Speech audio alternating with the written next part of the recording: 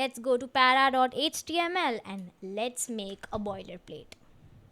Now we'll set the title to Parallelogram, okay, and after that we'll link to para.css so we can style it well.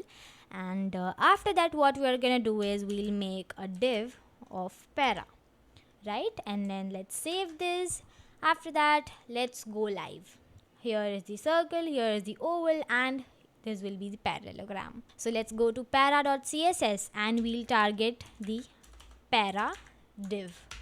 So firstly, we are gonna set the width to 100 pixels once again. Let's set the height to 100 pixels once again, and let's set the background color to red. Okay, let's see how is it.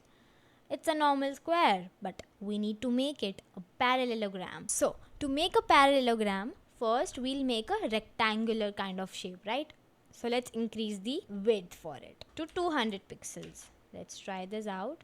Okay, now you can see there is a rectangle over here. So now we'll make it a bit slant.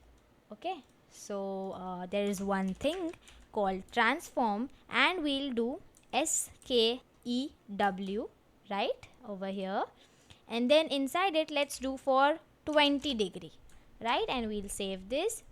Okay, so you can see that this slants in the left position, but we want it to slant in the right position. So what we'll do is we'll do minus 20 degree, right? Let's save this. Okay, we are perfectly done with our parallelogram.